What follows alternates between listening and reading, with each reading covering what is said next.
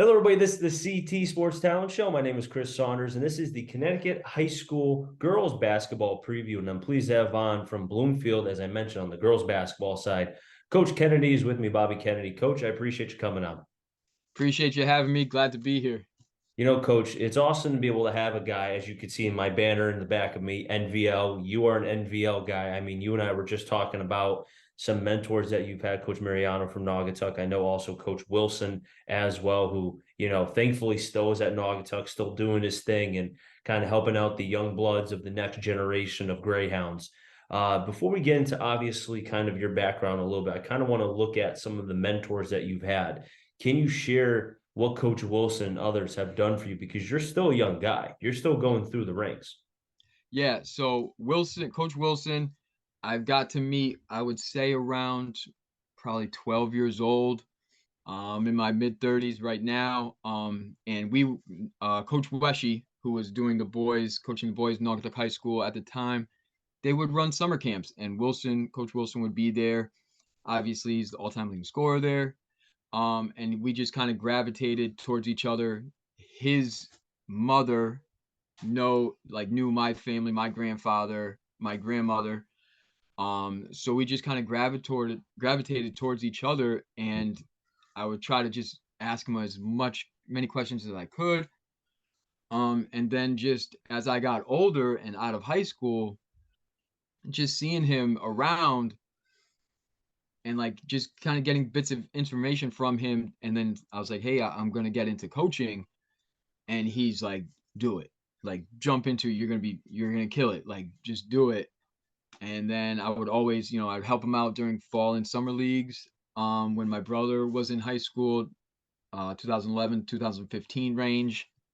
And then so he's always been super instrumental, because what you see is what you get with Wilson.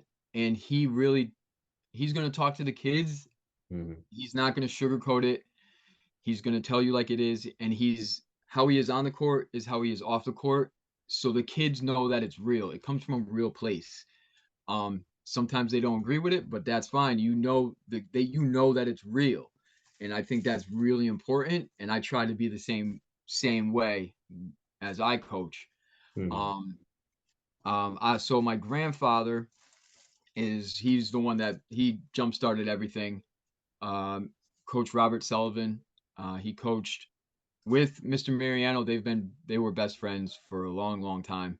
Mhm. He always taught me how to be professional, how to make sure you have a plan, do things the right way, carry yourself the right way. Um, and so this past year, he passed away in November. So this was my first year coaching like without him, and that was difficult, because it's always nice to give him a phone call. Mhm. Hey, like, the defense was doing this, and this. I tried to counter. What do you think? And we would just bounce, ideas off him. Mhm. And so that was difficult for me, but he was always right there, watching me, watching my brother, watching my sister play Mhm. the game, and just any little bits of information. I mean, I would take it. We would go scout games together. He'd have his little notepad, and he'd be like, "All right, they're big, can't go left. We're gonna force him to middle. We don't have to shade down." And the real ins and outs of the game, he really was a stickler for that, Mhm. stickler for fundamentals. Um, so he's obviously number one. And also, quick shout out to Coach Peter Scalars, was my varsity coach at Mathick when I was the freshman coach. He came from Massachusetts, but got the job. Coach John DeGennaro, was the AD there. He played at Manhattan College. So they really helped me out in my progression as a coach. Because they were the first ones to take a chance on me, like to get a job after just helping Wilson out through summer and fall leagues. Um, and he taught me the swing offense, which I do like, but it's kind of just your basic, it's just really slow, methodical, no real freedom. But he really taught me a lot. So and he was a great person. I still talk to him throughout throughout the days and stuff. Mhm. They actually played Bloomfield last year in the second round of the boys tournament. They played very well because that was their senior class was the last class that I had. Um, so got to see them. That was awesome. Mhm. Bloomfield pulled away late, but it is what it is. They had the better team, better athletes. But yeah, I've had a lot of people in my corner. Naugatuck people, man. If you're one of us, like you're in. Like we really look after each other. And that's really like what I've held on to all these years. I've noticed that now. I'm not a Naugatuck person. I was born in Waterbury, lived in Watertown. Now I live in Town Plot, my fiance. But I feel like Naugatuck in some ways has like adopted me as their adoptive son because of the amount of games I've covered for basketball during the Naugatuck runs from 18, 19, mainly 19, all the way through. I know 18 was the freshman year. You and I talked Yep. about Jagello and Hinnett and all that. And then they Yep. popped and had a massive run. Robert Sanders was another one. Now he's playing at post and balling out and doing a Yeah. great job. And now the football team, they just beat Ansonia. Huge thing. Yep. Now they're playing Darien on Tuesday with a chance to get to the semis. They haven't won a quarterfinal game in football, I think, in 30 plus years, something like that. So there's some history, history to be made there. But Yep. one thing I do know is that the Naugatuck side and kind of, it's the amount of talent that not only goes off and plays college ball, but goes and coaches in various spots becomes different. Not even coaching, if they become an AD or become whatever the case may be. You can tell that, like you said, it's a tight knit community Yeah. and everybody helps everybody. Yeah, and I still remember. So my brother's senior year, 2015, Darien beat us in the first round of the state tournament for football. So hopefully we could get a little payback this year. That'd be nice. So go Hounds. I want to talk to you about kind of the option, not even option, but you were telling me how, and I was surprised, and I didn't mean this in a rude way, because when I'm thinking about Bloomfield, right, I think of there's so like the football team, like you talk about Banner City with track.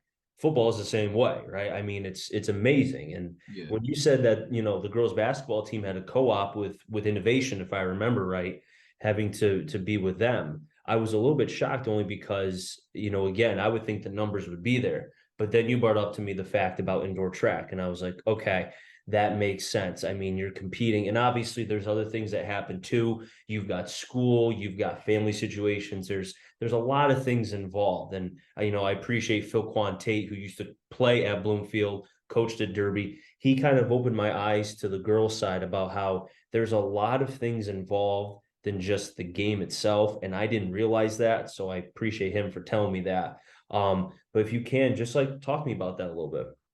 Yeah, it's kind of they had a good run a Mhm. couple years ago. It might have been the COVID year, because I had Jayana. I sorry, Jay, I can't remember your last name, but her run, they had a really nice run to the semis. They ended up losing. Mhm. And but from what I've gathered, they just have been turnover on the coaching side as well. They haven't really had, coaches been there for a couple years. They go off to somewhere else. And Vern Mitchell, who coached last year, he was the head coach last year. He would kind of fill me in on because I'm an NVO guy, so I really had no recollection or no idea of what really that area was about basketball wise or what was going on. Mhm. Um, so he kind of filled me in on a lot. Like, the boys team, granted they got the talent, they get the wins, so they're kind of the spotlight, and the girls team were just they're trying to play catch up. So I'm like, okay, and so this year, so right after the season, Mhm. Vern says, I'm not going to come back. And Allison, she's a great athletic director. Last year was her first year as well. She's like, Mhm. listen, like we want you on staff. Like we're going to hire you if you want to come back. I'm like, I'm in. Like let's roll. Um, I don't want to go through another offseason where I go 0 for 16 again on coaching jobs. That was not fun. Because it makes you question yourself. Mhm. But that indoor track. They're awesome. Like they see me in the halls. What's going on, coach? How you doing? I'm like, what's up? You gonna come, switch over and come play basketball? They're like, no. but they're a powerhouse, but it's really a lot of love over there. Like really, like they look after each other. You know, they're all always cheering for everybody. Like we still got a lot of support from everyone. Hmm. It's just it's just tough to compete and tough to recruit girls, like to say, hey, like if you're not really doing all these events for track, we got a spot for you over here during, to play ball. Like I got minutes are up for grabs here. And they're Hmm. just, I don't know if it starts at the younger, like the middle school, elementary school ranks. I'm not really sure. Good, yeah. I'm that's why my big thing is, trying to build that relationship, of with the middle school, with the elementary school, like get the interest, like, hey, girls basketball, we're on the rise. Hmm. Um, so that's really what my focus is at. And I just hope like we could kind of just keep growing. Hmm. I got the talent this year with I got a couple really good girls, but then I got a lot of question marks. Yeah. So, hopefully we could kind of steal some games and go on a little run, and, everyone kind of perks their head up and like, hey, what's going on over here? Hmm. Let's show some support. So, Well, like you said, I think it kind of goes back to where when you have changeover multiple times, I mean, show me a program that has multiple changes. I mean, I know there's been a situation like you mentioned with Massac. I know on the football side, there's been with the coaching staff and there's been some stuff yeah, going on, but those boys, those young men find ways to be able to win games and win yeah, high volume games, yep, So, maybe they're proven to be an outlier, who knows? But when you yeah, have a changeover over and over and over, you start to lose faith not just with the girls or the boys at the high school level, but also too at the younger levels because they're like, hey, why would I go here if there's going to be all this changeover and chaos? You don't want to have that. So exactly. Yeah, you being able to get hired, obviously you're a young guy, obviously you're fiery, you got the NVL background and such, you know the game. I would think that would be able to hopefully it may not show up in a year or two, but over, if you want to play the long game, right? yeah, It's not a sprint, it's a marathon. yep, Maybe you'll start to see some of those numbers tick over the course of maybe a 5-year period. exactly. I mean, that's really the plan. Like, and I've always said that, like, I wanted to get a job and I want to turn a program around. Like, that's what I want to do. Like, boom, first job. Like, that's what I'm trying to do. Turn a program right around. Yeah. And like, I'm just ready to roll. I got, 10 toes down right now. Like, just looking, I'm turning over stones trying to find anybody like that would buy in and come ready to rock with me. But I think we could do it. We really could do it. I think our girls, like, they have a good mindset, and I think that's going to translate to everyone else that's seeing it. Like, and also, I mean, everyone, like, you got to win too. Like, that are on the fence, or even, boys that are on the fence about playing a sport, if you guys are, you're getting dragged every game, like, they're not going to want to waste their time. They need to see, all right, results. All right, their practices are organized. They're having fun. They get support. They're doing all these things. That's what it's about. Like, and I think that really is going to change the game for us. I want to go back to when you mentioned you 0 for 16 with the jobs and such, and you said kind of how that, how you felt at that time. Was there anybody, either, Wilson or one of the other coaches that you mentioned before, was there anybody that you reached out to because that had to be like a struggling point for you at that time? Yeah, I definitely reached out to Wilson. I'm like, hey, I got I applied to Derby. He's like, they'd be lucky to have you. Hmm. You'll kill it. They'll be lucky to have you. And I'm like, like I haven't heard anything. He's like, on to the next. Just keep it moving. Hmm. And all these, and then Watertown came, and then I didn't get it. He's like, all right, we just keep pushing. Don't worry about it. Hmm. I mean, it was Rockville. I was all over the state. I was all over the state looking for jobs. But it really was more of just me kind of just sitting back and Hmm. being like, it's all like, don't worry about it. Like, cause I have supreme confidence in myself, and realistically, my safe haven is just going to shoot. Just, all right, I'm going to shoot and just kind of process a lot of things that are going on. And I just realized, like, all right, like, I know my resume isn't up to par with like a varsity job. Like, it's really like it was 5 years as a freshman coach, 4 years as like a volunteer coach for Coach Wilson. Hmm. So that doesn't scream varsity caliber. And which I was like, okay, that's totally fine. Get me in the room. That's all I would say is if as long as they get me in the room, they can't say no. Hmm. So that was really what I just kind of kept telling myself.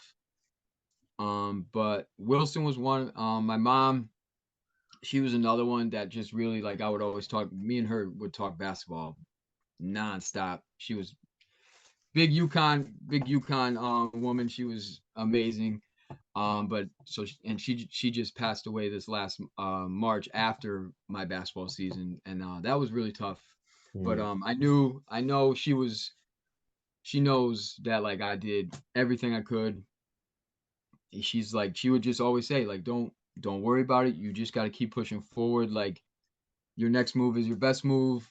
You got the next one. Don't worry about it. And so that was really I just kept pushing because you as a coach you tell your players, oh, it's tough. We keep going, we keep going, we keep going. The next play, the next play. So that really was just my mindset. My mindset never fluttered. My wife was also very supportive of me. She would just tell me to keep going. So I really had just a strong supporting cast that just had my back and believed in me, and I just kept going. Coach, it's awesome to be able to see the story. I mean, as I've told many people, it's never a linear line. It's always going to be different avenues and such to be able to have the opportunity to hopefully be a successful coach one day. And obviously, there's a lot of work to be done, but over the course of time, hopefully you'll see the fruits of your labor. And I appreciate you coming on. Best of luck this season. And hopefully, maybe, you can surprise some people, maybe shock some people, right? Because I'm sure because I vote for both the boys and the girls as far as the polling. I'm sure I won't see a lot of Bloomfield there, but hey, if you string some wins along and maybe, compete well against some of the top teams in the CCC, who knows? Like you shock some people, you never know. That's what I'm trying to do. It's all we gotta shock the world, but it starts Monday. That's step one. We're gonna lay down our first brick of the season, and we're just gonna Mhm. keep going, and we're gonna keep pushing forward. I really appreciate the opportunity that you gave me to tell my story for a little bit, and we'll definitely be in touch throughout the year, and definitely hope to chat again. Appreciate you, Coach Kennedy. Been awesome to be able to talk with you. That wrap things up in the CT Sports Talent Show. So until next time, stay safe. Remember, CT stands for Connecticut Talent. I'm going to try to find them all. Enjoy the show, everybody, and be well.